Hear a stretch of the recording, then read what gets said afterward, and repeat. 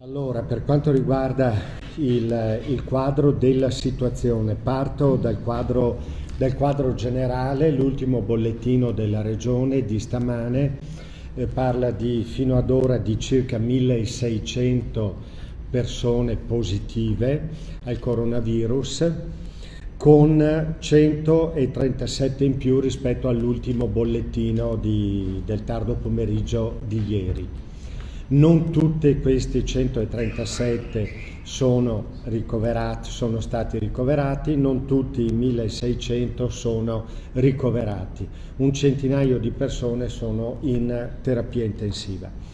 Come ho già avuto modo di dire nei giorni precedenti, da 2 o 3 giorni, siamo entrati effettivamente nella situazione di massima allerta per quanto riguarda l'infezione da coronavirus a livello regionale e anche a livello locale, a livello polesano.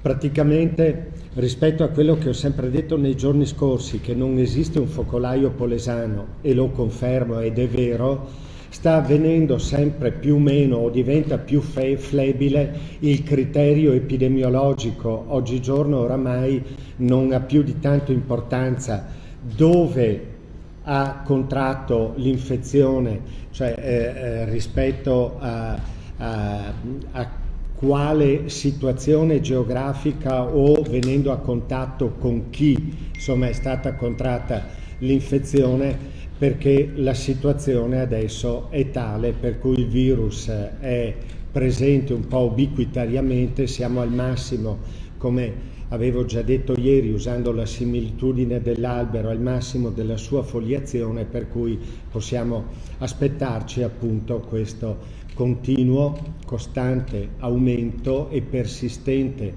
per penso ancora diversi giorni, aumento di situazioni di positività. Diciamo che sta incominciando a diventare anche quasi prevalente il criterio clinico. Proprio stamane in ospedale, parlando con il dottor Viviani e malattie infettive, con il dottor Casoni della pneumologia, con gli intensivisti, stiamo vedendo che incominciano ad aumentare tutta una serie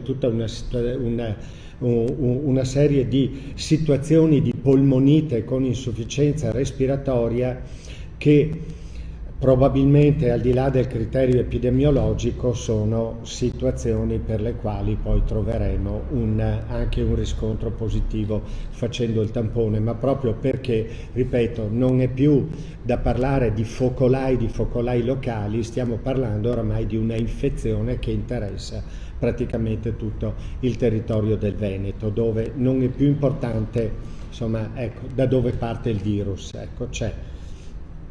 Questo non significa che la situazione è più grave di prima, significa che le misure da mettere in campo dal punto di vista della prevenzione sono le stesse di prima, ma devono essere rispettate con ancora maggiore attenzione. E le misure sono quelle semplicissime delle cautele personali, del rispetto della distanza e lavaggio delle mani, evitare gli assombramenti, restare a casa se non per le strette necessità che sono disciplinate in maniera chiara dal DPCM.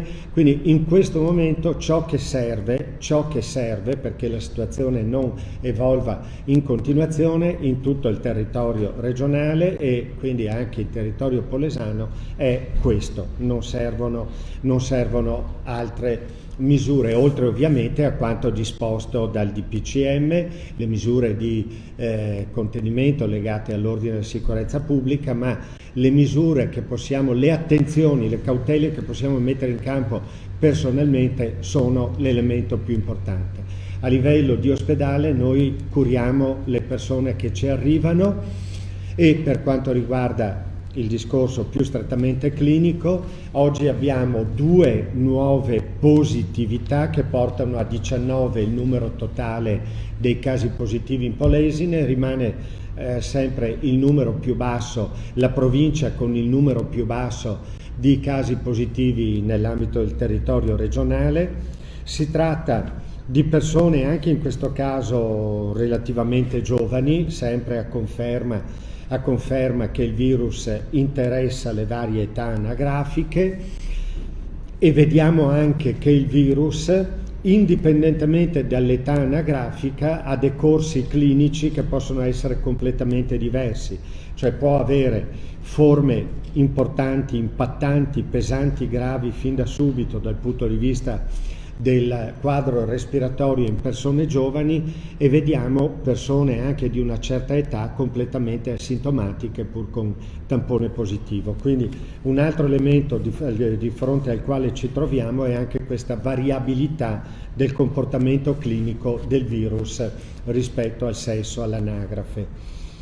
Dicevo, un maschio del 1972 di Rovigo, è un piccolo imprenditore, probabilmente lui ha contratto il virus nell'ambito di rapporti di lavoro, quasi sicuramente ha contratto il virus nell'ambito dei suoi rapporti di lavoro, venendo a contatto con un caso positivo residente nel milanese.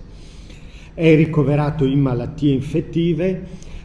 Questo imprenditore ha anche una serie di collaboratori, per cui sono stati messi in isolamento domiciliare tra famiglia e collaboratori circa una ventina di persone.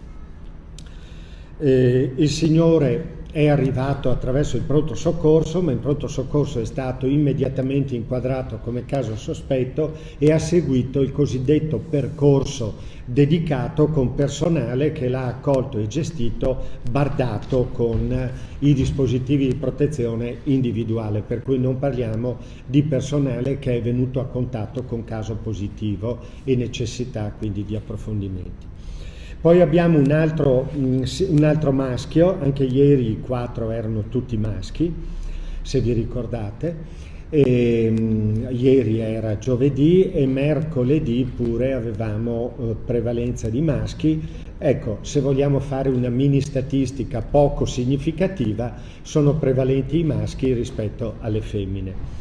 I numeri sono troppo pochi in Polesine per parlare di significatività, ma certamente i maschi sono superiori, il numero di maschi è superiore al sesso femminile. Dicevo, un altro maschio del 1953, medio Polesine. Questo signore era ricoverato presso l'ospedale di Negrar, ricoverato già da diversi giorni, e durante il ricovero è stato eseguito il tampone il giorno 11, dopodiché l'ospedale di Negrar oggi l'ha dimesso ed è stato assegnato alla nostra azienda ed è in isolamento domiciliare a casa. Le sue condizioni sono buone. Era stato assegnato anche un altro caso di una giovane ragazza che però lavora all'ospedale di Borgo Roma ed è risultata positiva al tampone ed è in isolamento domiciliare in provincia di Verona, e i suoi genitori sono di un paese dell'Alto Polesine e inizialmente era stata data come caso positivo polesano, ma questa ragazza è del 1990, 20 anni, giusto per ribadire appunto che interessa tutte le fasce anagrafiche. E i genitori sono stati posti in isolamento.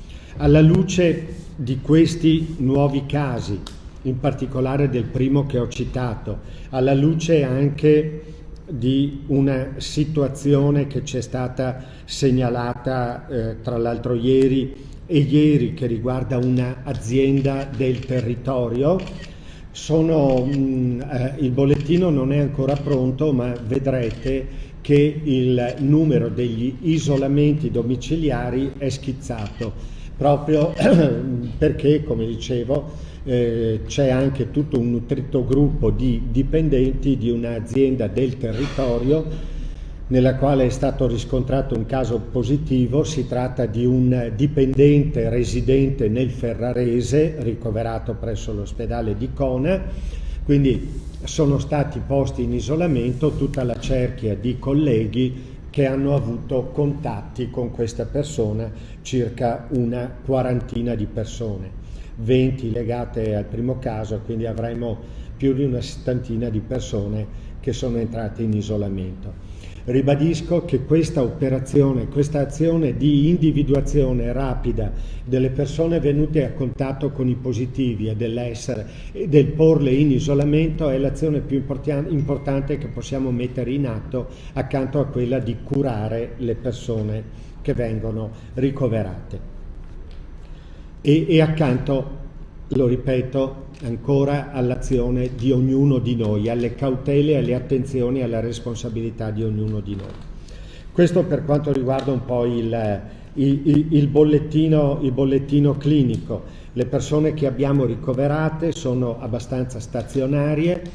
Abbiamo oggi eseguito il trasferimento, come dicevo, del paziente che era ricoverato in terapia intensiva, l'abbiamo trasferito nei posti letto, nei 5 posti letto di terapia intensiva di Trecenta, che quindi ha iniziato da oggi la sua operatività come hub polesano per i pazienti positivi al coronavirus che hanno bisogno di una assistenza intensivistica, quindi di ventilazione meccanica, compresa la ventilazione meccanica.